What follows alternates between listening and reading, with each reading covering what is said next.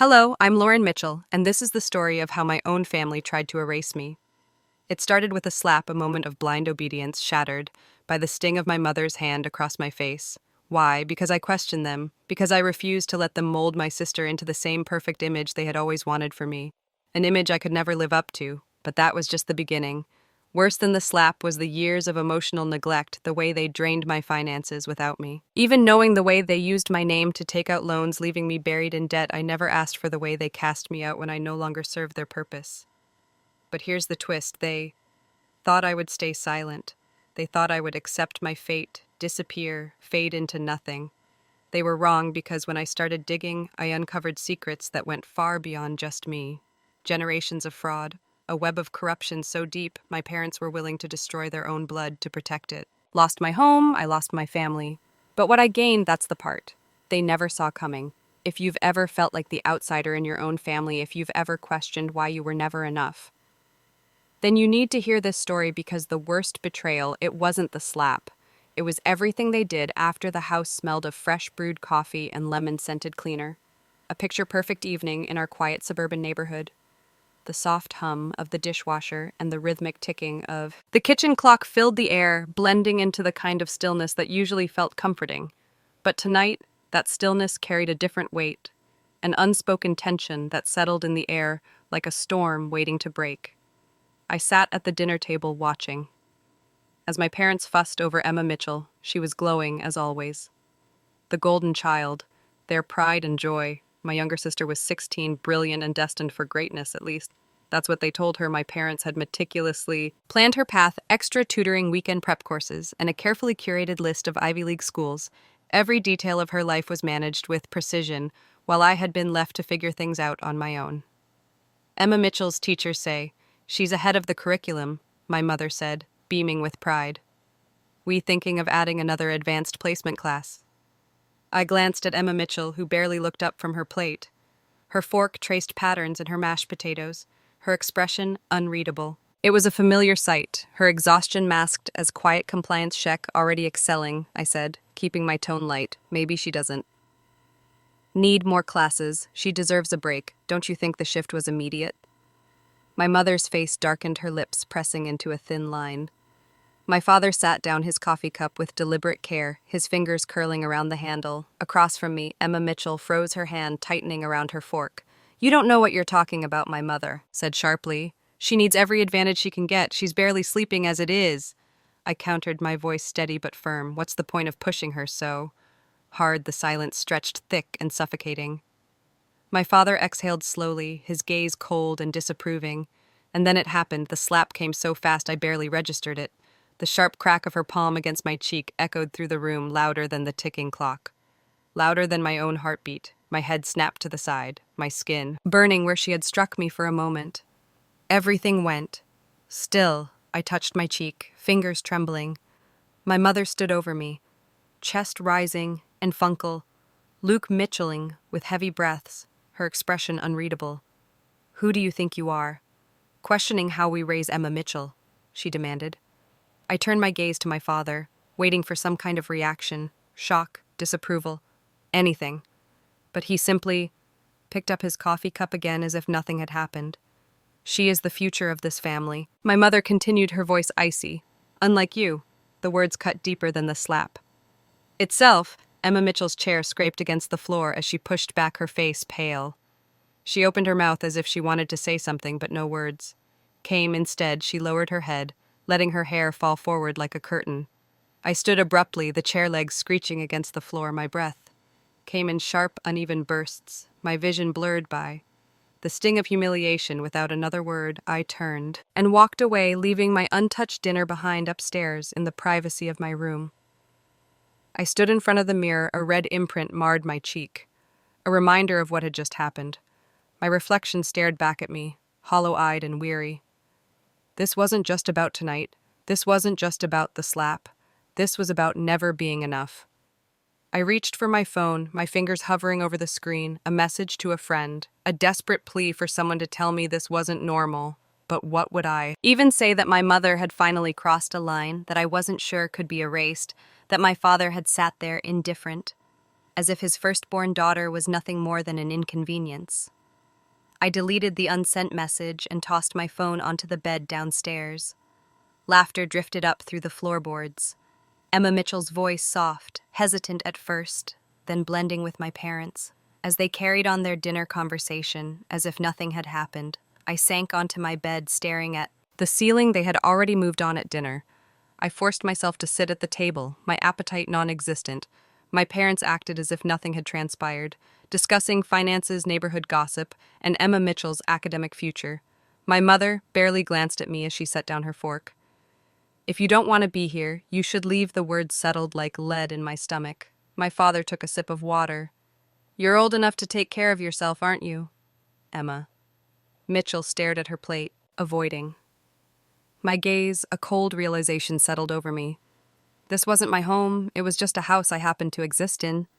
I lifted my head and looked at my parents. Really looked at them. There was no warmth, no regret, no hesitation, just cold, dismissive indifference.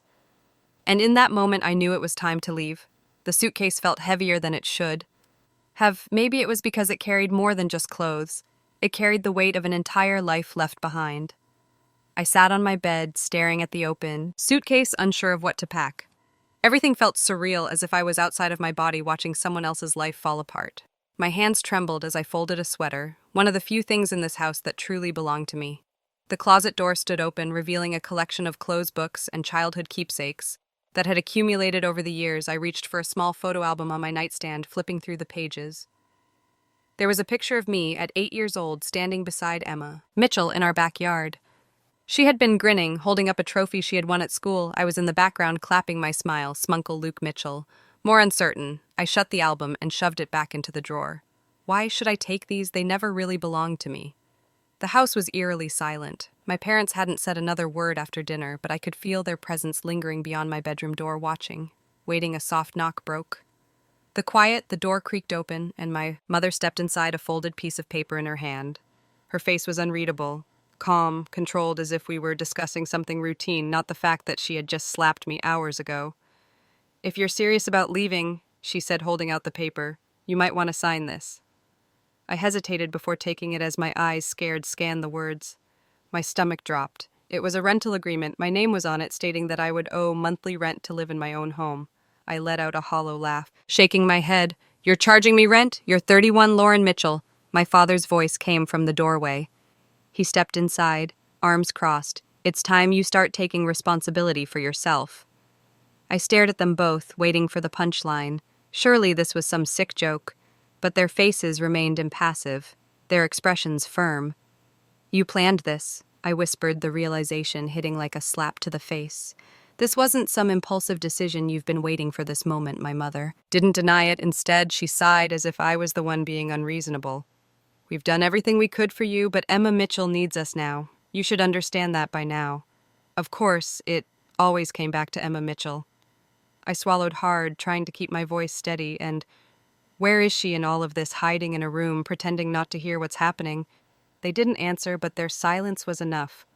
Emma Mitchell had chosen to stay out of this. She wasn't going to defend me. I gripped the paper, crumpling it in my hand. "I was never meant to stay. I was not kicking you out," my mother said, her voice gentle, too gentle. The kind of voice people used when they wanted to make you believe something wasn't as bad as it was. "We're just encouraging you to find your own way." Encouraging, what a nice way to say. Discarding. My father clapped his hands together. "So what's your plan? You've always been independent. I'm sure you'll land on your feet." His casual tone made my blood boil. They had already moved on. I took a deep breath and turned back to the suitcase, shoving clothes inside with mechanical movements, every item I packed. I felt like a small defeat, a confirmation that I had never belonged here. Zipping the suitcase shut, I pulled it off the bed, the wheels thudding against the hardwood floor. My heartbeat pounded in my ears as I walked to the door, my parents standing just far enough apart that I had to walk between them to leave.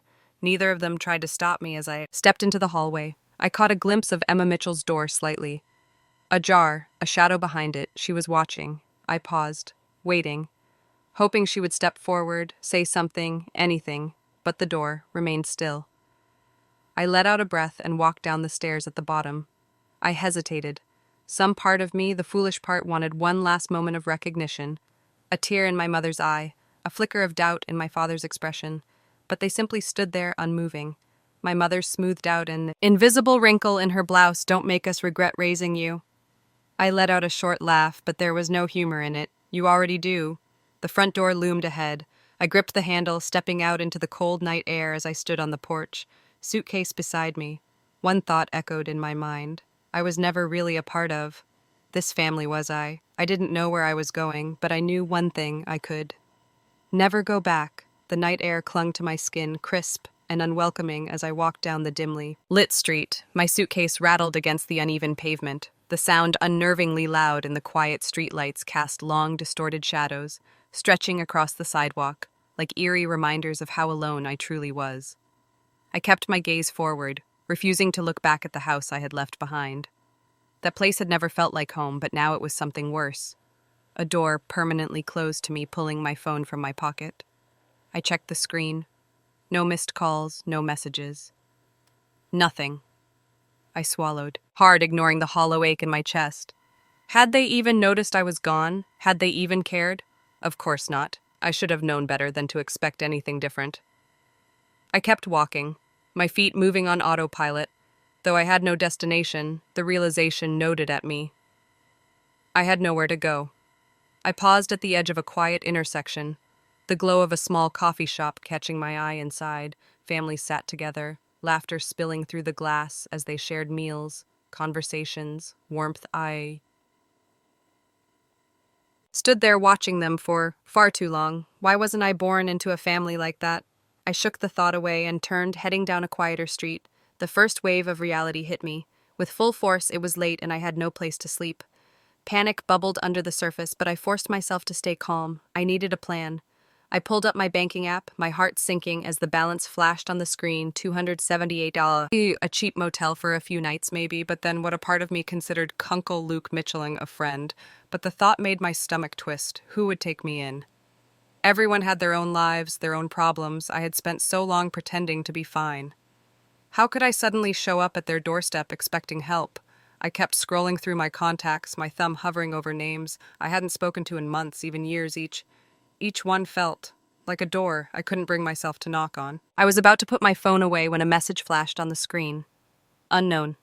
"No, are you okay?" I froze my breath, catching. I didn't recognize the no. But something about it sent a chill through me. A moment later, another message appeared. "Emma Mitchell." My fingers tightened around the phone. Why now? After all this time, I hesitated. Before typing a response, then deleted it, typed, again, deleted. Finally, I sent, "Why? Do you care?" The response came almost instantly. I wanted to say something, but I couldn't. I stared at the words, my heart twisting. She was safe in that house, she had everything. And yet she had been silent when I needed her most. I didn't reply. What was the point? I shoved my phone back into my pocket, my throat tight with unshed emotion. I needed to focus. A memory surfaced unbidden, a face, a name. Uncle Luke Mitchell, the black sheep of the family, the outcast, the one relative. My parents barely spoke about the last time I had seen him. I had been a teenager. He had never fit into the mold my parents expected. Too soft, too unambitious in their eyes. But he had always been kind to me. Would he even want to see me? Did I have any other choice? I checked the time, the last bus. Of the night would be leaving soon. If I was going to do this, I had to go. Now I dragged my suitcase toward the nearest bus stop, the city lights blurring around me. The weight of everything threatened to pull me under. But I kept walking. I had nowhere else to go if Uncle Luke Mitchell didn't take me. I had no idea what I would do next. The apartment complex was Smunkle Luke Mitchell than I expected, and standing outside his door, I hesitated before knocking. The building had a worn-out charm, the kind that told stories of time and quiet resilience. The dim hallway light flickered above me, casting long shadows against the faded walls. The smell of something slightly burnt wafted through the corridor, mixed with the distant sound of a TV playing in another unit. I adjusted my grip on my suitcase, my pulse quickening. What if he didn't want to see me? What if this was a mistake, but I had nowhere else to go before I could talk myself out of it? The door swung open. Uncle Luke Mitchell stood there looking almost exactly as I remembered. Tired eyes, slightly unkempt hair, the same hesitant kindness behind his gaze, his face registered. Surprise for only a moment before it softened into something unreadable. He didn't ask why I was there. He just stepped aside and said, "Come in." I exhaled. Not realizing I had been holding my breath and stepped inside. The apartment was small but warm, filled with mismatched furniture and books stacked in uneven towers on a tiny coffee table. The scent of coffee lingered in the air, mixed with old paper and the faintest hint of cinnamon. It felt safe, a stark contrast to the cold emptiness of the house I had left behind. For a long moment, neither of us spoke. I wasn't sure how to start, and Uncle Luke Mitchell didn't push. He busied himself in the kitchen, pouring me a cup of tea like this was just another ordinary night. Finally, as he set the cup in front of me, he leaned back and asked what happened. His voice was gentle, but there was an edge to it, a quiet concern buried beneath the words. I swallowed and told him everything: the slap, the rental contract, the way my parents had all but handed me a one-way ticket out of their lives as I spoke. I expected him to interrupt, to react, to show the same outrage I felt burning inside me. But Uncle Luke Mitchell just listened, his expression darkening in quiet understanding. When I finished, silence stretched between us. Then he sighed, rubbing his temple. "There's something you don't know." He stood and walked to an old wooden desk against the wall, pulling open a drawer with careful deliberation. I frowned as he retrieved a folder thick with papers and set it on the table between us. "Before you look," he said, his voice heavy, "I need you to know that I found out about this a while ago. I didn't know how to tell you." I slowly reached for the folder, my hands already trembling. Inside were documents with my name printed across them, page after page of finance statements, loan agreements, credit card debts. I scanned through them, my vision blurring. As the nose burned into my brain, tens of thousands of dollars debt I had never taken out.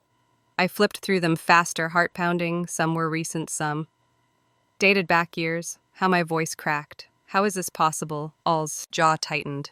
"Your parents have been using your identity to take out loans for years." The room tilted slightly as the words sank. And this wasn't real. It couldn't be real. I shook my head as if that would make it all disappear. No, that doesn't make sense. They were careful.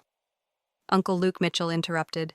"The payments were always just enough to avoid red flags. They kept it hidden, but it's been getting worse.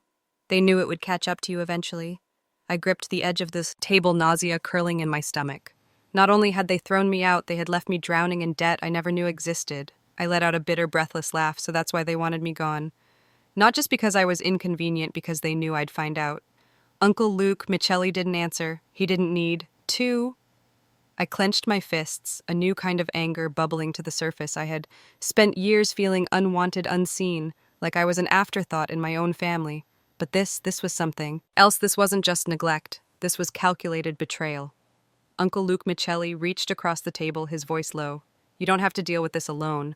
But I barely heard him, because in that moment only one thought consumed me. I thought I had escaped them, but even now they still had their claws in me. I didn't know how I was going to fix this. But one thing was clear: if they thought I would stay silent, they were wrong. I sat at All's dining table, the edges of the papers curling slightly. Beneath my fingertips, page after page, my name stared back at me, attached to debts I never knew existed, bank statements, overdue notices, legal warnings. Each one was another stab to my gut. Tens of thousands of dollars.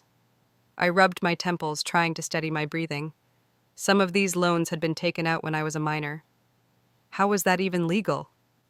"They stole my identity," I whispered, my voice barely above a breath.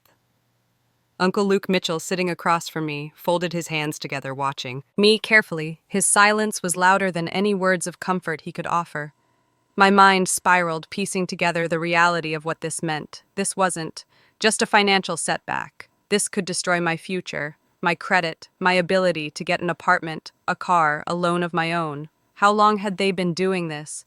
How much had they stolen from me before I even had a chance to build anything for myself? I flipped to another page, a loan, for $122,000 taken out when I was 19. My hands curled into fists. They had done this knowing exactly what it would cost me. Uncle Luke Mitchell exhaled, shaking his head. "I don't know how they managed to keep it hidden for so long." I met his eyes because no one ever questioned it. A bitter laugh escaped me. That was the story of my life, wasn't it? No one questioned anything. No one thought twice about what my parents did as long as Emma Mitchell kept shining, and I stayed invisible. I set the papers down, pressing the heels of my hands against my eyes. How is this even possible? Why didn't the bank catch it? Ali hesitated before answering. There are loopholes in the system, he admitted. Parents have access to their child's personal information. Some of them exploit it, I scoffed. Some of them, he didn't argue. But the banks should have flagged this, I pushed. They should have. They didn't, because your parents kept up appearances. Uncle Luke Michelli interrupted. Payments were made just enough to avoid suspicion until they weren't, and now that they were done with me, they had left me with the consequence. I leaned back, exhaling shakily. There has to be a way to fight this. All nodded. You need legal help. A name flashed through my mind. Chloe Davis. She was an old college friend, a lawyer who specialized in financial fraud. I hadn't spoken to her in over a year, but if there was anyone who could help me navigate this, it was her. I grabbed my phone and sent a text. Hey, Chloe Davis, it's been a while. Need your advice on something serious? Can we meet? The response came quicker than I expected, of course. When and where? An hour later, I sat across from her at a cafe. My stomach twisting as she scanned through the documents. Chloe Davis was sharp, methodical, her eyes flicked between pages, her brows furrowing deeper with every minute. When she finally looked up, her expression was grim. This is bad, Sarah. I let out a dry laugh. Tell me. Something I don't know. She set the papers down, folding her hands. On top of them, some of these debts can be disputed, especially the ones from when you were a minor, but others, they're legally in your name. The banks won't care that you didn't take them out, as far as they're concerned. You owe this money. I swallowed. Hard. What are my options, Chloe? Davis sighed. You have two choices. One, you take responsibility for the debt and pay it off yourself. I clenched my jaw. That wasn't an option. Or two, you take your parents to court. The words hit me like ice waterer. Suing my own parents. I leaned back, staring past her out the window, where the world carried on, as if mine hadn't just imploded. Chloe. Davis lowered her voice. If they refuse to admit what they did, this won't be easy. You'd be taking legal action against your own family, and it would get ugly fast. I exhaled slowly, my mind racing. I thanked Chloe Davis and left the cafe, my body running on autopilot as I walked back to All's apartment. The weight of my choices pressed down on me with every step. My phone buzzed in my pocket. I pulled it out and saw a text. From Emma Mitchell. My breath caught. Did you know I hit send before I could overthink? It 3 dots appeared, then disappeared, then appeared again. Finally, her response came. I can't talk about this. That was all the confirmation I needed. She knew she had always known. They all did, and they just let it happen. I tightened my grip on my phone, my chest burning with an anger I had never felt before. I wasn't just going to fix this. I was going to make sure they never did this again, to me or anyone else. I had spent my entire life playing by their rules. It was time for them to play by mine. The first step to taking them down. I needed undeniable proof, and I knew exactly where to find it. I sat at All's small dining table. My laptop opened the screen, casting a faint glow in the dimly lit apartment. My fingers hovered over the keyboard before I exhaled and clicked into my online banking account. I had spent years ignoring these financial statements, assuming I had nothing to worry about, but now I knew better. Somewhere in these transactions was a trail that would lead straight back to my parents. The no's blurred together as I scrolled through page after page of statements. I wasn't sure what I was looking for at first, but then something caught my eye. Some accounts were already closed, others were still active but suspiciously paid off. My pulse quickened. Someone had been making payments on the debts, but who? I clicked into the transaction history. My stomach tightening with every entry. Payments had been made sporadically over the last year, but not in large sums, just enough to keep the accounts from defaulting too quickly. Then I saw a name, Emma Mitchell. I blinked, my breath catching. Why was her name showing up in connection to these payments? My fingers trembled as I traced the transactions. Some were direct transfers from an account under her name, others were listed under an anonymous sender, but the pattern was the same: small, calculated payments, keeping certain loans from completely ruining my credit. She knew. The realization settled over me like ice. Emma Mitchell had known about this, at least for the last year. Had she done it out of guilt, or had she been involved from the beginning? A lump formed in my throat. If she had known, if she had been trying to keep things afloat behind the scenes, why hadn't she ever told me? I pushed away from the table, my chair scraping against the wooden floor. this wasn't enough. I needed more. I needed physical evidence, original documents, paperwork my parents had signed in my name, and I knew exactly where those would be. I swallowed hard. I had to go back to the one place I had sworn I'd never return to my childhood home. The thought alone made my chest tighten, but I forced myself to stay focused. I could get in, find what I needed, and get out. Simple. At least, that's what I told myself. The drive back to the house felt unreal, as if I were watching myself move through someone else's life. The streets were the same, the houses unchanged, but nothing about this place felt familiar anymore. I parked a few houses down, my fingers gripping the steering wheel from the outside. The house looked untouched, lights glowing from the living room, the same curtains hanging in the front windows to anyone else. It was just another suburban home to me. It was a graveyard of everything I had lost. I took a slow breath and stepped out of the car, my heart hammering as I approached the front door. Every step felt heavier, like I was walking straight into a trap. I hesitated, my fingers grazing the doorknob just as I reached for it. The door swung open. I barely had time to react before I saw him. My father. He stood there leaning against the door, frame with a smirk that sent a chill through my spine. His eyes gleamed with something dark, amusement control, something I couldn't quite name. You didn't think I'd make this easy for you, did you? He leaned against the doorway, arms crossed. If you wanted to dig through my files, you should have asked. Nicely. The arrogance in his voice sent a fresh wave of anger through me, but I forced myself to stay still. My father had always been like this, calm, composed, acting like he was in control of everything. I wasn't a scared little girl anymore. You knew I would come, I said, keeping my voice even. Of course he smirked. You're predictable. The weight of everything settled between us. Years of being overlooked, dismissed, manipulated. He had spent my entire life treating me like an inconvenience, and now even after throwing me away, he still thought he had the upper hand.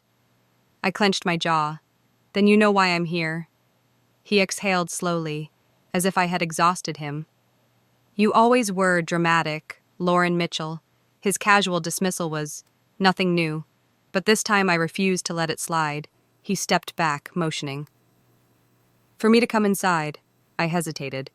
Every instinct told me to walk away, but I needed proof. Steeling myself, stepped into the house. The scent of coffee and old wood filled the air, familiar yet so much colder than I remembered.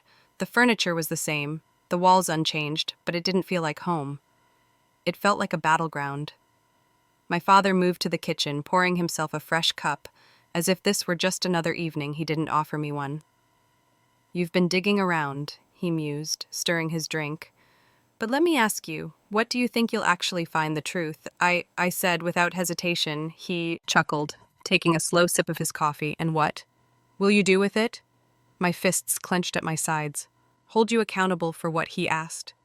Feigning curiosity. A little family dispute, some bad financial decisions. I swallowed, the bitter taste in my mouth. Fraud, identity theft.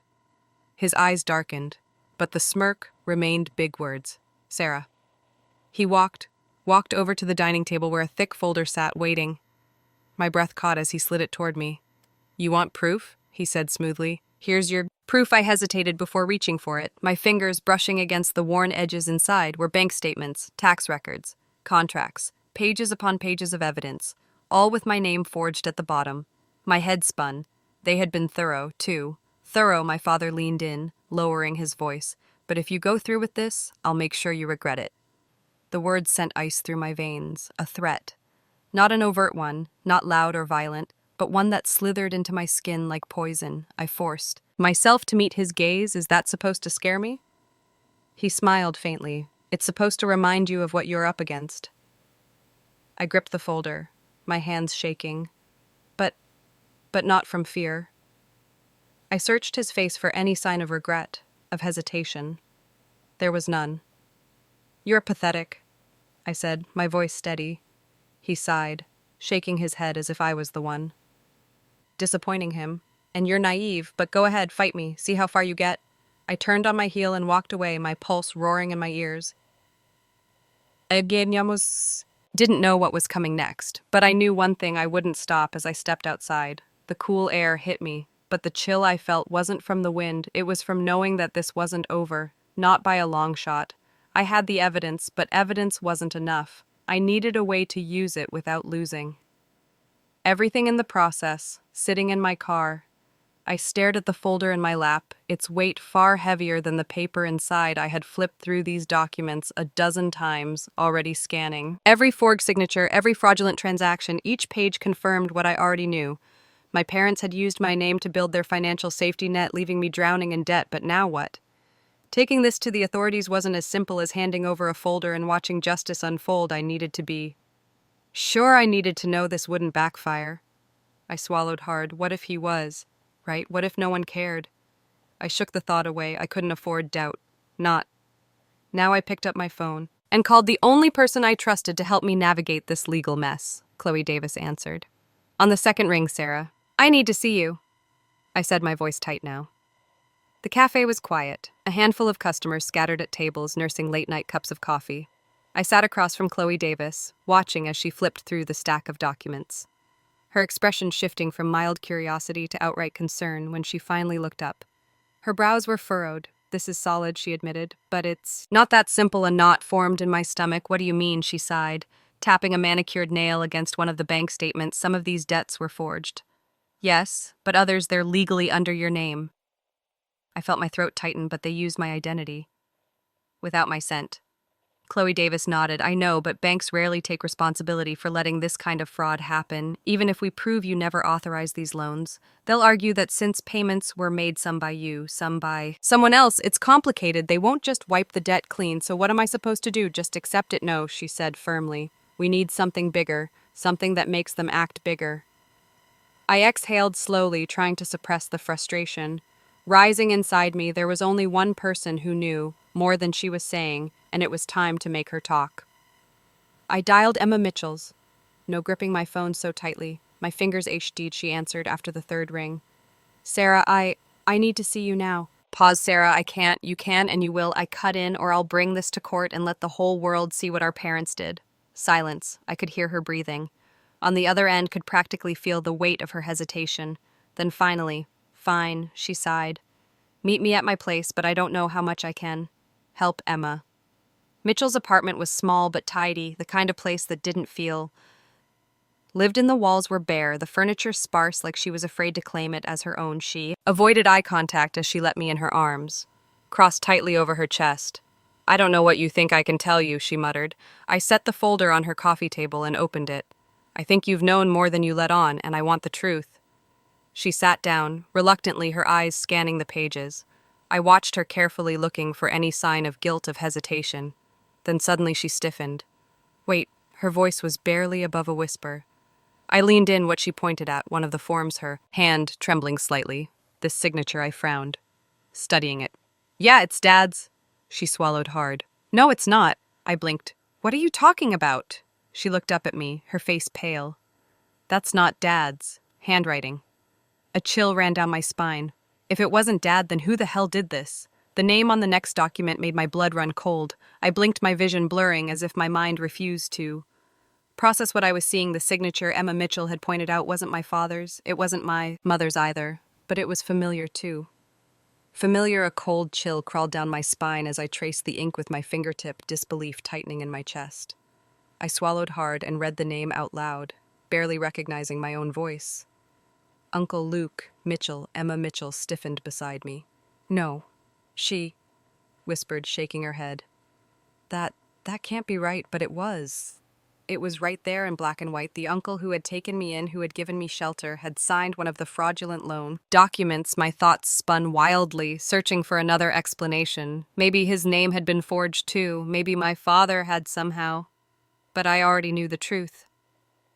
My hands trembled as I clutched the paper he was in on it.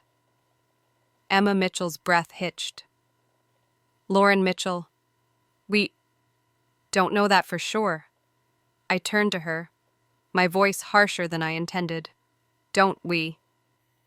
Because suddenly everything made too much sense, the way Uncle Luke Mitchell had found the documents so easily, the way he had been so sure my parents were behind it, but never seemed surprised, his odd hesitation when I first showed up at his door, like he was waiting for something, like he was waiting for this moment.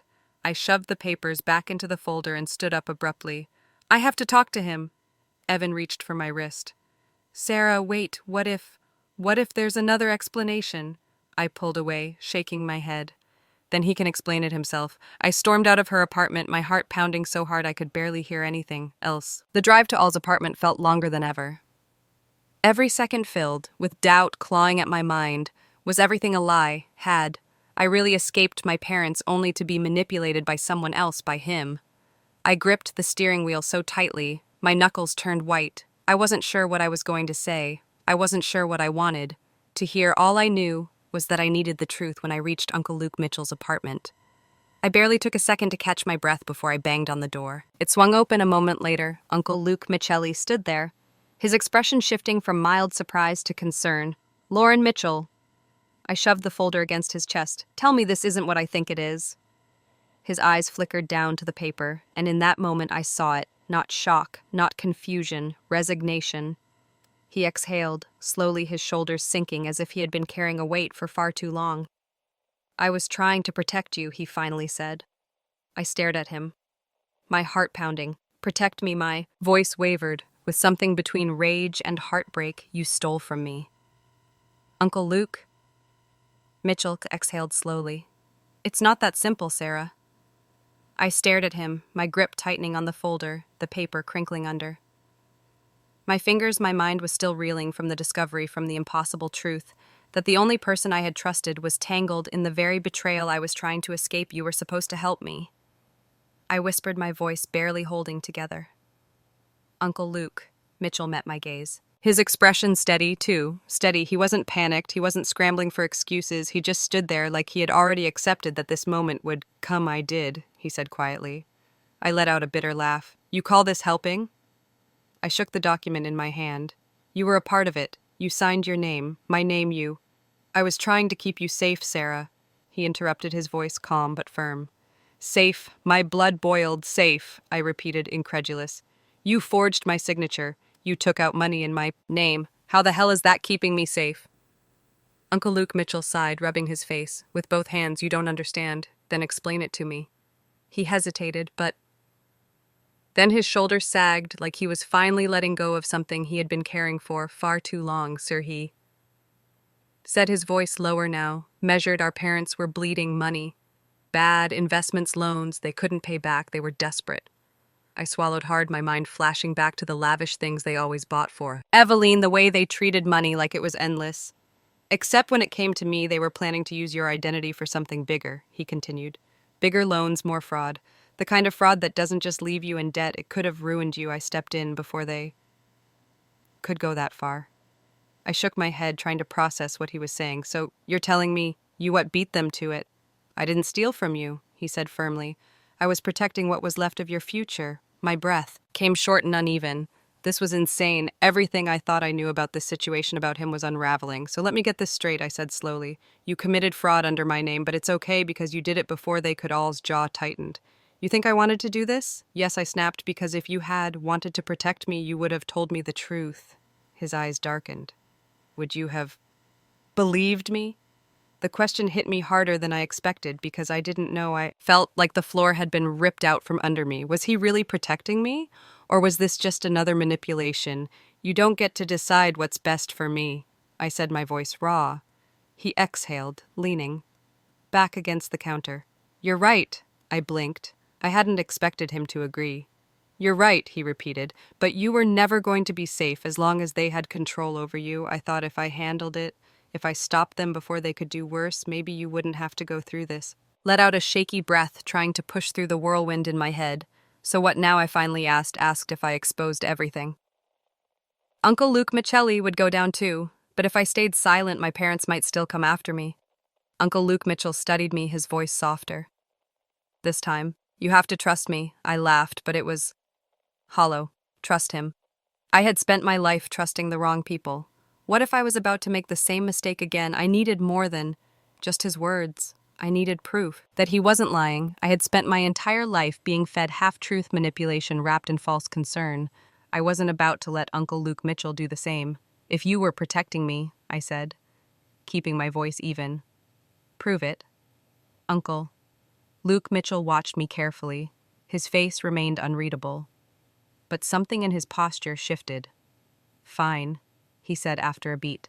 "Let's go through everything." He moved toward his desk. Pulling out a stack of neatly organized files and a laptop, the room was silent, except for the faint rustling of paper as he laid out the records in front of me: bank statements, investment reports, transfers. I scanned through them, my fingers moving quickly over the nose. At first, everything seemed to check out. The accounts matched what he had told me. Some of the payments even lined up with what my parents had stolen. But then something caught my eye: a missing transaction. I frowned, flipping through the pages again, making sure I hadn't misread it, but it was clear there was. An account listed on an earlier statement that no longer appeared on the recent ones. "Where's the money from this account?" I asked, tapping the missing entry. Uncle Luke Mitchell paused. It was brief, barely a hesitation, but I saw it, and suddenly I knew there was something he wasn't telling me. Uncle Luke Mitchell. My voice hardened. His expression remained neutral, but his hands curled slightly against the table. "It's not important." A cold wave of anger rushed through me. "Not important," I repeated, my voice rising. "You just walked me through every cent you moved, but I'm supposed to ignore the fact that this one disappeared." He exhaled slowly. "Sarah, there are things you don't need to know, like hell there are." The words exploded out of me before I could stop them. Uncle Luke Mitchell shut his eyes for a brief moment, as if weighing his next words. When he opened them again, the detached calm he usually carried was gone. The account held a large sum of money. He admitted. My pulse pounded in my ears, and his jaw tightened, and it was withdrawn. Completely. The world around me seemed to slow by who I demanded my voice. Barely. Above a whisper. Not my parents, not the banks. His silence told me everything, before he even said the words "by me." A sharp breath left my lungs as if I had been punched. I felt sick. Why, I asked, but the word barely came out. Uncle Luke Mitchell looked away. "You don't understand? Then make me understand." His hands gripped the edge of the table, his knuckles white, but he didn't speak because he couldn't, because there was no good answer. I stared at him, my stomach twisting into knots. The man I thought had saved me, the only person I had left to trust, had been lying this entire time. I thought I had uncovered the full truth. I was wrong. There was still more, left to destroy me if I wanted answers. I had to stop asking. I had to start digging myself. I left Al's apartment without another word, my pulse hammering in my ears. The night air was sharp, cutting through the haze, clouding my thoughts. I didn't cry. I was past that now. No one was going to hand me the truth. I had to take it. I gripped the folder in my hands like a lifeline, the pages rustling as I walked to my car. My fingers trembled as I pulled out my phone, scrolling through my contacts until I landed on a name I hadn't used in years. It was time to cash. In an old favor, the financial office was quiet, tucked into a corporate building that smelled like coffee and cold ambition. I sat across from a man named Noah Hayes, a financial consultant. I had known through a college internship he owed me for keeping his name out of an HR scandal years ago, and right now I was here to collect. I forced a smile as I leaned in. "I need access to some archives," discreetly. Elliot raised an eyebrow. "That's not exactly legal." I shrugged. "Neither is identity fraud." His hesitation lasted only a moment, before he sighed, typing something into his computer. "What are we looking for?" "An account that went missing. It was active for years and suddenly wiped clean." He nodded, clicking through files, the glow of the screen reflecting in his glasses. "All right, let's see what we've got." The minutes stretched unbearably long as he searched, then found it, he murmured. I leaned over the desk, my breath catching. There it was, the missing account, but something wasn't right. The transactions didn't just lead to Uncle Luke Mitchell. They went further back, decades back, and then I saw a name that should never have been there. I swallowed hard. This can't be right." Elliot glanced at me. "You recognize it?" I nodded slowly, my hands clenching into fists. Because staring back at me from that screen was my grandfather's name, but he had been dead for years. I stumbled back. From the desk, my mind spinning. "How is that possible?" I whispered. Elliot shook his head. "I don't know. But it looks like someone used his identity to move money. Long after his death, a wave of nausea rolled over me. This wasn't just Uncle Luke Mitchell. This wasn't just my parents. This was bigger. I forced myself to breathe, my heartbeat like a war drum in my chest. Uncle Luke Michelli had been right about one thing. This was never just about me. This had been happening for generations. My family had been covering up financial fraud for decades. I was just the latest victim in a long, corrupt legacy. I gritted my teeth, forcing my spine straight, and now I'm the one who has to end it. I thought I was fighting a battle against my parents. I didn't realize I was taking on an entire legacy of corruption. If I wanted justice, I had to be willing to burn everything down. I sat in my car, gripping the steering wheel so tightly my knuckles turned white. The city lights blurred through my windshield. But I wasn't really seeing them. The weight of everything pressed down on my chest. Generations of fraud, deception, and corruption. This wasn't just about me anymore. It wasn't even just about my parents. This was a legacy, a machine that had kept running long. Before I was born, I exhaled sharply, my breath unsteady. The real question wasn't whether I should expose them, it was how much I was willing to lose to do it. I needed a plan, and that meant I needed Chloe Davis. I texted her one word, urgent. Chloe Davis's office was dark except for the glow of her desk lamp. She leaned forward, scanning the documents I had laid out in front of her. Her expression shifted from concern to something far more serious. "Sarah," she murmured, flipping through the bank statements. "This isn't just identity theft." I swallowed hard. I know she looked up, her face pale. "This is organized financial crime." The words sent a shiver down my spine. "Chloe." Davis leaned back, rubbing her temples. "If you go public with this, your family won't just face lawsuits, they could face criminal charges, money laundering, tax fraud, identity theft. This could take all of them down." I clenched my jaw. "That's the idea." She hesitated. "You realize what that means, right? The media will dig into everything. You will be the face of this scandal. There's no walking away once this starts. I already knew that I had spent my life being invisible to my family. But once I did this, I'd be the only name that mattered. But first I needed to hear the truth, all of it. I drove straight to Uncle Luke Mitchell's apartment. This time, I didn't knock, I walked right in. Uncle Luke Michelli was sitting at his desk, but when he saw me, he didn't look surprised. "Sarah, I didn't waste time. I need to know everything, no more." Half-truths. For a moment, he looked like he wanted to argue. Then he sighed and ran a hand down his face. "Fine," he muttered. "You want the truth? Here it is." He gestured for me to sit, but I didn't. He exhaled. Our grandfather was laundering money for decades. He had connections, politicians, corporations, people who needed their money to disappear when he died. Our parents picked up where he left off. I swallowed, the bile rising in my throat. "And you, Uncle Luke." Mitchell hesitated. "Tried to break away. I didn't want to be a part of it. Then, why use my name?" My voice was sharp, accusing. He looked at me, then something like regret flickering across his face. "Because I thought keeping your name in the system would protect you." I let out a bitter laugh. "Protect me?" He nodded. "If your name was attached, they couldn't cut you out completely. I thought it would give you leverage." I shook my head. It wasn't about protecting me, it was about controlling me. Uncle Luke Michelli didn't argue. Because he knew I was right, I stood in the middle of his apartment, my heart pounding. There was no way to walk away from this without becoming a part of it. I had two options: stay silent, let the corruption continue, let my parents win, go public and risk destroying everything I looked at. Uncle Luke Mitchell, the only family member who had ever shown me kindness. What happens if I expose them? I asked. Uncle Luke Mitchell met my eyes, his voice steady. "You won't have a family anymore." I took a slow breath. I had spent my whole life waiting for my family to love me. Now I had to destroy them. The press would have a field day with this. The question was, who was I willing to take down first? I sat in my apartment, surrounded by stacks of documents, each one a carefully constructed piece of the fraud that had run through my family for generations.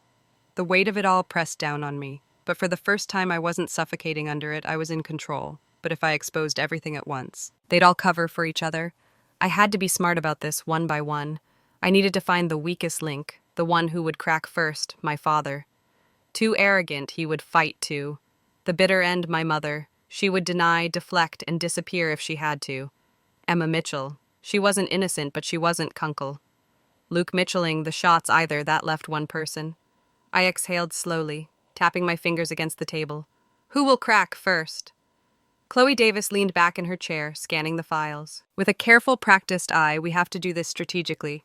She said, "If you go straight to the authorities, your family will see it coming. They'll lawyer up before you even get a foot in the door. I already knew that, so we leak it." I said. She nodded, "Just enough to make them panic. We want them scrambling, not planning." It was a gamble. If the story hit too hard, too fast, my parents would close ranks, but if the right pressure point was exposed first, the system would turn on them before they had Time to retaliate. Your father's company is the easiest target, Chloe Davis said, flipping through an article on her laptop. There have already been whispers about mismanaged funds if we leak this correctly. Regulators will have no choice but to investigate. I felt my pulse quicken, and once that happens, she gave me a knowing look. They'll start looking for someone to blame. I stared at the name on the report. It was time for the first domino to fall. The first article went live at 9:12 a.m. A well-known financial blog posted an anonymous tip questioning fraudulent activity linked to my father's company. It wasn't damn scamming, but it was loud enough to get noticed by noon. The story had been picked up by 3 other sites by 3:00 p.m. A local news station mentioned it in a financial segment by the time the markets closed. My father's company was trending. I watched it unfold. From my phone, a strange mix of satisfaction and dread twisting inside me now. I waited. The next move wasn't mine, it was his at 7:46 p.m. My phone vibrated. I glanced at the screen, a news alert. My stomach flipped as I read the headline, Financial Consultant Accused of Fraud and Ongoing Investigation. I sat up so fast the chair scraped against the floor. I opened the article, scanning the words so quickly they blurred. The accusations weren't against my father or my mother. They were against Uncle Luke Mitchell. My father had thrown him under the bus. I expected my father to deny everything, to brush it off, call it a misunderstanding. By himself, time. Instead, he did something I never saw coming. He sacrificed Uncle Luke Mitchell. I clenched my jaw, bile rising in my throat. This wasn't an accident. It was a move by putting the blame on Uncle Luke Mitchell. He was buying himself time, muddying the waters before the real investigation even began. I swallowed hard. I wanted justice. I never expected them to turn on each other first. Now, I wasn't just exposing them.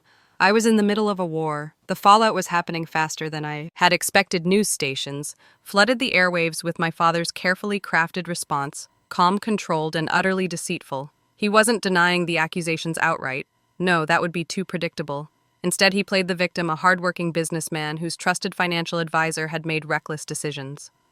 I watched the broadcast from my laptop, my stomach twisting as soon as we became aware of these discrepancies. We took immediate action, my father said smoothly, his voice dripping with calculated sincerity. We are fully cooperating with authorities and are as shocked as anyone by the actions of Mr. Uncle Luke Mitchell Weston. I clenched my fists. This wasn't the plan. I had been ready for damage control for my father to fight back, but I hadn't expected him to throw his own brother to the wolves without hesitation. The call came late that night. I had barely shut my eyes when my phone rang. Unknown number. I hesitated before answering. All's voice came through the line, quiet but steady. Sir, I sat up, gripping the phone. Uncle Luke Mitchell, where are you? A tired chuckle. Where do you think my stomach dropped? Jail? I swallowed hard. I didn't mean for this to happen. I know his voice was resigned. I knew this was coming. I just didn't think it would be this soon. I felt guilt creeping in, thick and suffocating. Uncle Luke Mitchell wasn't innocent. I knew that he had lied to me. He had made choices that put me in this mess to begin with, but he didn't deserve to. Be the only one paying for it. They'll let you out, I said, more to convince myself than him. We can fight this. There's still time. Sarah. His voice was low. You have to finish this. If you don't, they'll walk away clean and I'll rot in here alone. My hands clenched around the phone. Finish this. I had started something I couldn't walk away from, and I was running out of time. I pulled up the financial records. Again, my eyes burning from lack of sleep. If I wanted to turn the tables, I needed proof, not just documents, but something they couldn't spin. I sifted through all secured folders, my hands shaking as I dug deeper than before. Then, buried under layers of encrypted files, I found an audio file. I clicked it, heart hammering, a crackle of static. Then my father's voice. Don't worry about the accounts, he said, casually, like he was discussing the weather. Just move the money and shut it down before anyone notices. A pause.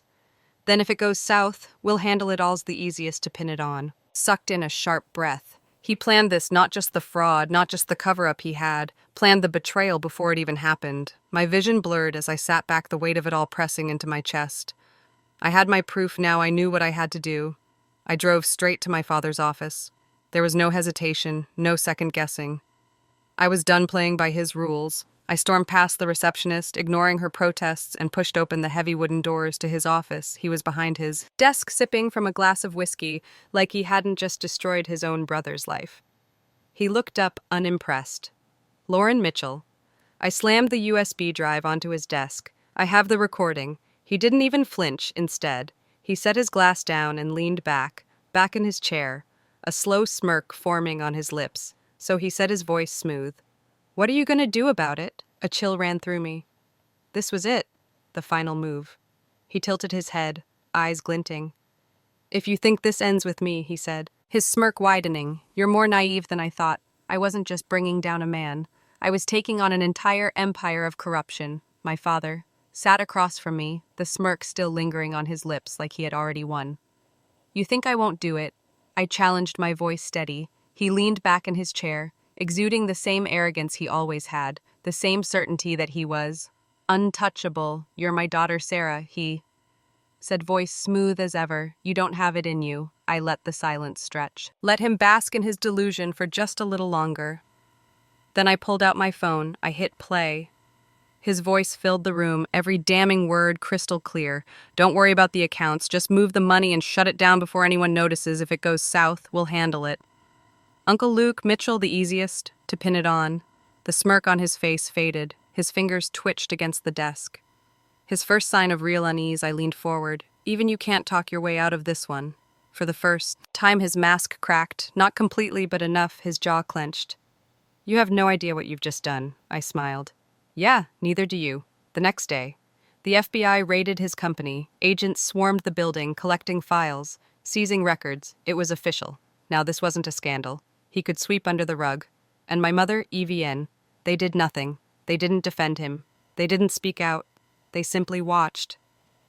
I should have felt some kind of victory, some sense of justice, but instead there was only a deep, hollow ache.